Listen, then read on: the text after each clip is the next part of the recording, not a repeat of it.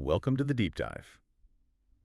Sometimes you just have to stop and think, wow, things are changing fast, right? Yeah. It really feels like we're standing at some kind of major turning point. hmm And if I had to define this era, it's got to be artificial intelligence. Oh, absolutely. Looking through the materials we gathered for this deep dive, it's not just a small shift. It feels like a fundamental reshaping of, well, everything. Industries, education, our daily lives, and even, as some of these sources pretty boldly suggest, how we actually think. That's exactly it. And for this deep dive, we've pulled together some really fascinating stuff. We've got excerpts from, let's see, AI Age, Brain Outsourcing, Education and Global Battlegrounds, AI Transformation, The Era of the Outboard Brain, another piece called The Outboard Brain, Are We Outsourcing Thoughts to AI, and insights from various expert discussions, too.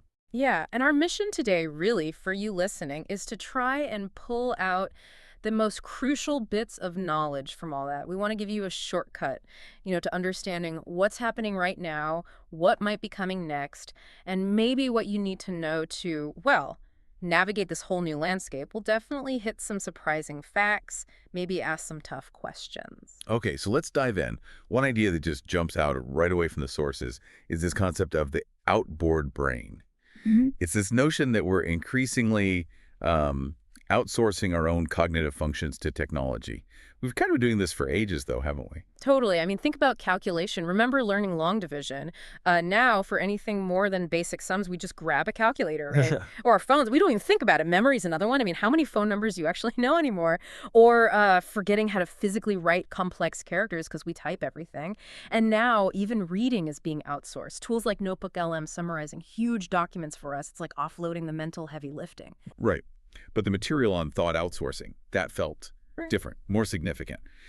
The sources frame it almost as a national security issue. Yeah. What's the main concern there, based on what we read? Yeah, that's where it gets really interesting and maybe a bit worrying. The core issue highlighted is where the AI's logic, its thinking patterns, actually come from. It's primarily trained on Western or simplified Chinese data. So the immediate question becomes, how could that directly influence or even reshape our culture, our concepts, our fundamental logic? Imagine like an AI assistant subtly guiding your decisions based on a logic framework that isn't quite aligned with your own cultural background, or political views being nudged one way or another. That's a sobering thought. Yeah. There was that anecdote in the material, too, about Elon Musk, when asked what his son would do in the future. Just silence, like profound silence. It really underscores this deep uncertainty about, well, human purpose when AI gets so capable. Exactly. And it gets weirder, or maybe more insidious. The sources talk about how AI can tailor its responses specifically to you, your preferences, your personality. So it creates this echo chamber, this fantasy or illusion, as they put it, rather than objective reality. One source literally calls it quite terrifying. So the question for you, listening, becomes, if your thoughts, your perceptions are being shaped by these external AIs, what does it mean to be authentically you? It's a fundamental challenge to identity, isn't it? Absolutely. Are we just building nicer, more personalized cages for our minds? It's something to really grapple with. Okay, so if parts of our thinking are being outsourced, what does that do to learning itself?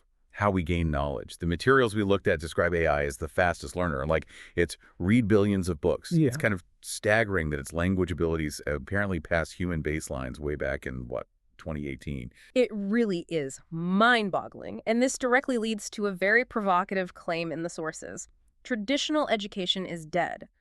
A big part of that argument is this shallow reading crisis.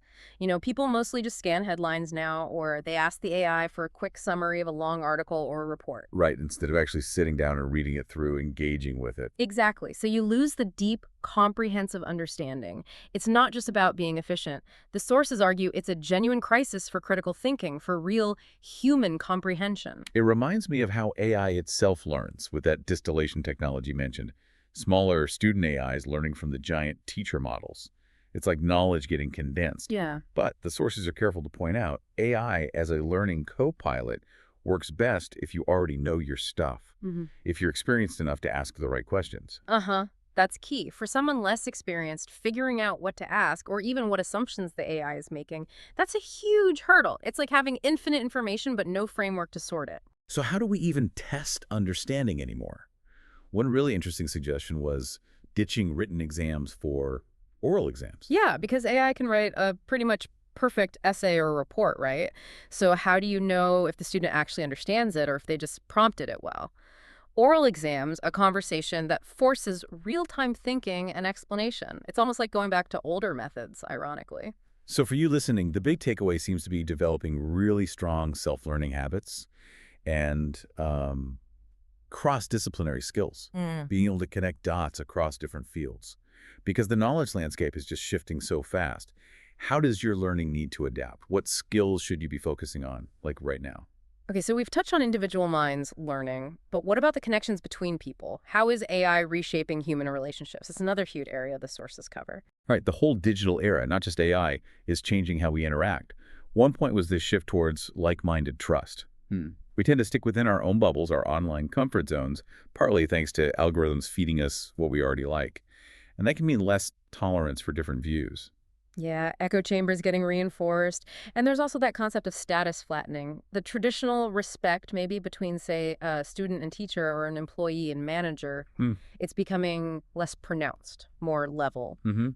But maybe the most unsettling part here is the idea of virtual emotions. The sources use the word terrifying again. We're talking AI companions, virtual lovers, AI providing emotional support. Yeah, like the example of AI handling emotional support for patients, taking that burden off doctors. On one hand, maybe efficient, but on the other, wow, what happens to genuine human empathy if it can be so convincingly faked by a machine? Are we okay with outsourcing caring?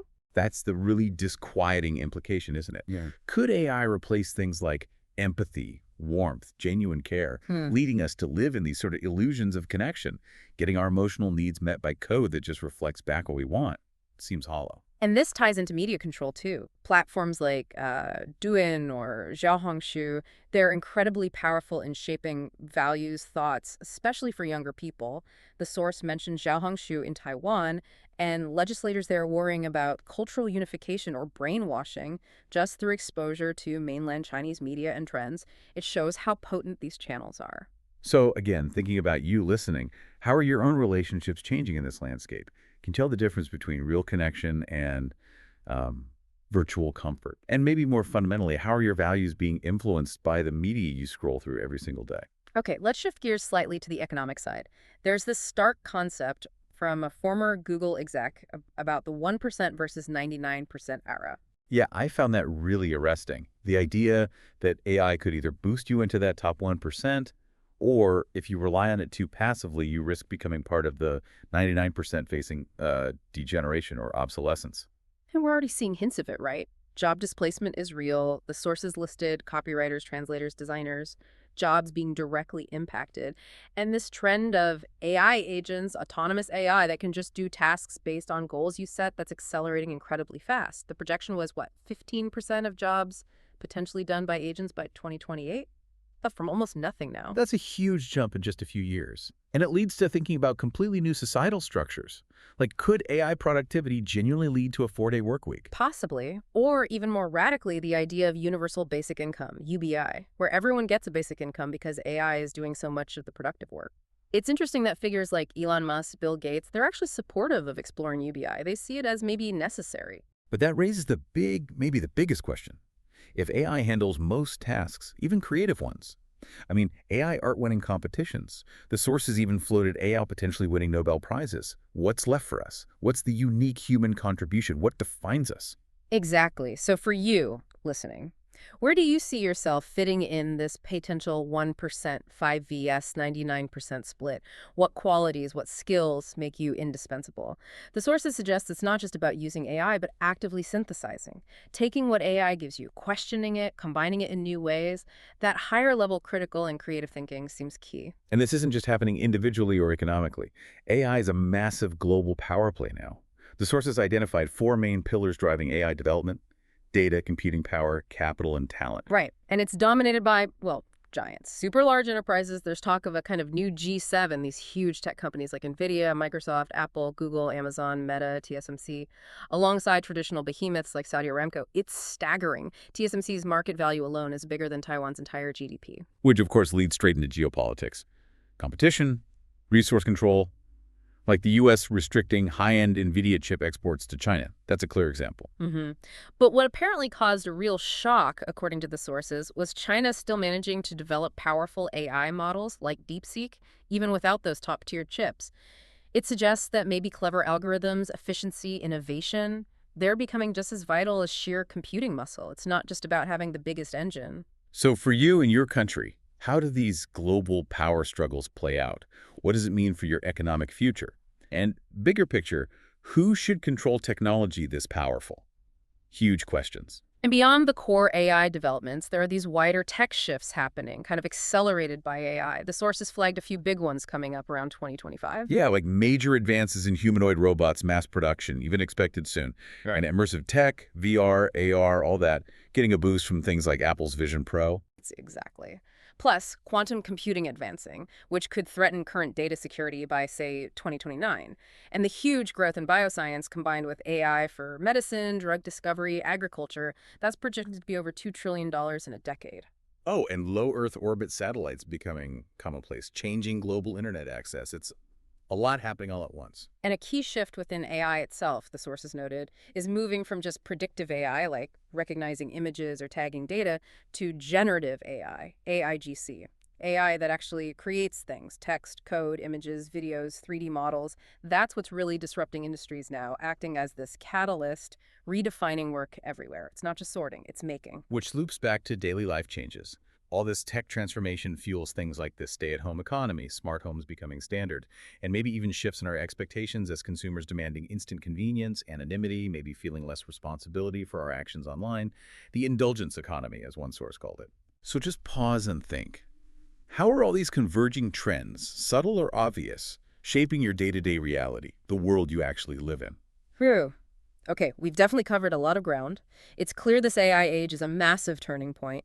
We've talked about outsourcing our thinking, the outboard brain, huge shifts in education and work, how our human connections are being reshaped, and this intense global race for AI dominance. Yeah, our goal here was really to give you that shortcut, a way to get informed quickly about the sheer scale and speed of what's happening. Because there's both urgency and, frankly, incredible opportunity in understanding this AI age. It's not just about the tech specs, it's about understanding yourself in this new context. So let's leave you with this final thought.